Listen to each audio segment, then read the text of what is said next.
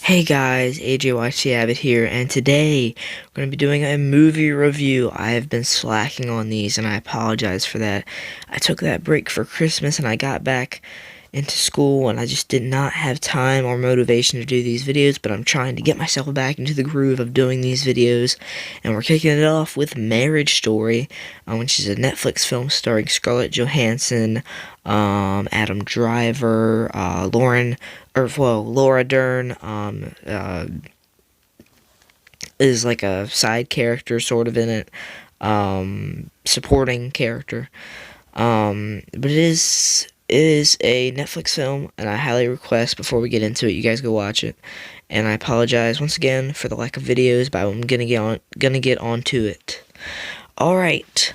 So, first thing that comes to mind about this film is the performances of our two lead characters, Adam Driver and Scarlett Johansson. I mean, their emotions throughout this film. If you didn't know, Marriage Story is about Scarlett Johansson and Adam Driver. They are a couple, or a married couple, and they have a kid, and they decide to get a divorce because they are unhappy with one another, and they go through the struggles of having to get a divorce, thinking of where they want to live, where the kid want, how they're going to deal with living with the kid back and forth.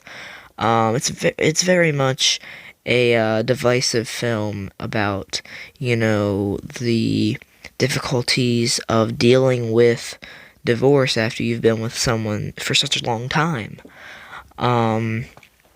But man, their performances were magnificent. There's a argument scene between them. I'm not telling you guys anything. I'm seriously, go watch the movie. There is an argument scene between them where Adam Driver and Scarlett Johansson just kick it into third gear and just really go at it against each other in it. And honestly, it's so heartbreaking at the same time. This film actually did get me to cry a few times. It got me teared up, man.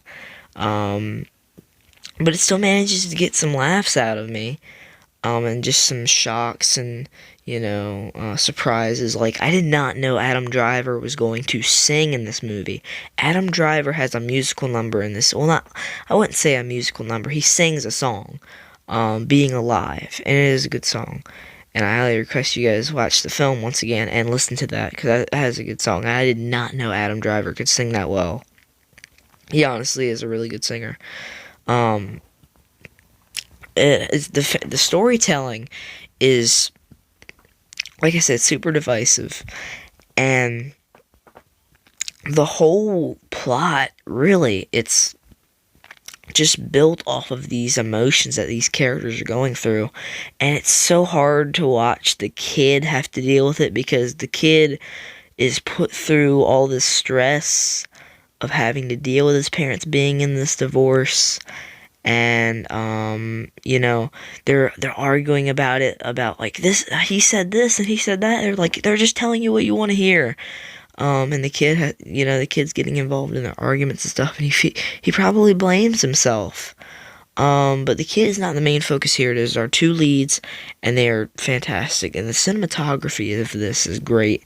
There's a shot where they're on the subway. Scarlett Johansson is in another seat, and Adam Driver is just standing up across from her in the subway. That was just a great little clip or shot there. Just overall super entertaining, in terms of like a filmmaker's perspective of things, like the camera work, the lighting, the writing, the storytelling. Once again, it's just all done really well. I mean, Netflix really hit it home by picking this idea, this film up.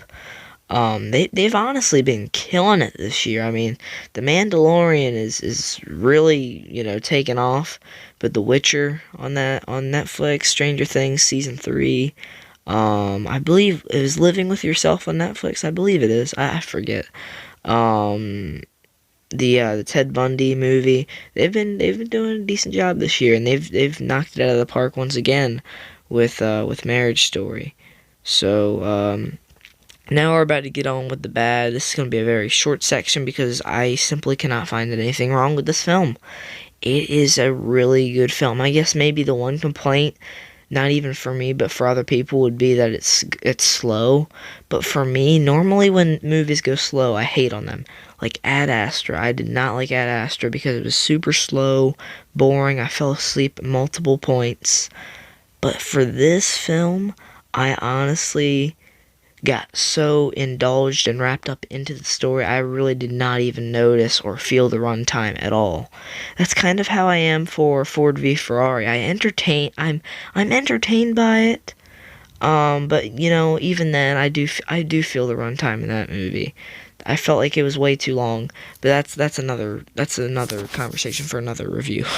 Um, but yeah, a lot of films were like that in 2019 where I enjoyed them, but I really felt that runtime.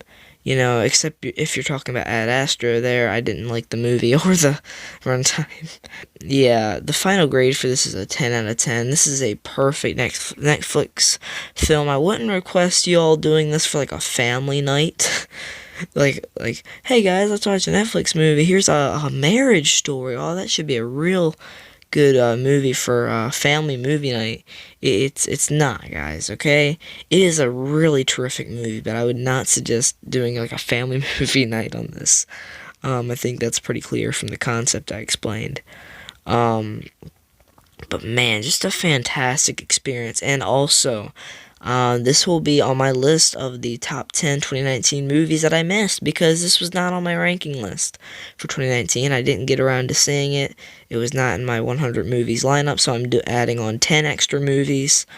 Like 1917, Marriage Story, Irishman, I believe, Cats. Gosh, help me on that one.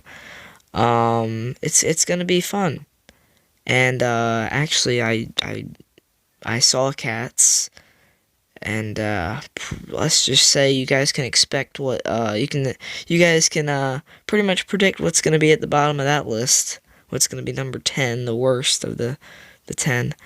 And I recently went to see 1917 as well, and man, that was a good movie.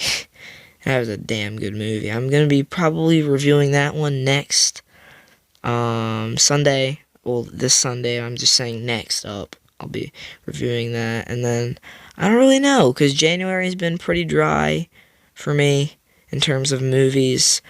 You know, The Grudge was The Grudge, but I haven't seen The Gentleman or Underwater yet, so we'll have to see how those look. And The Turning, that looks decent as well. But yeah, guys, that was my review for for Marriage Story. I don't know why I keep saying A Marriage Story. Go watch it on Netflix. It is a terrific film. I'm guaranteed you will bawl your eyes out. Thanks for watching, guys. Goodbye.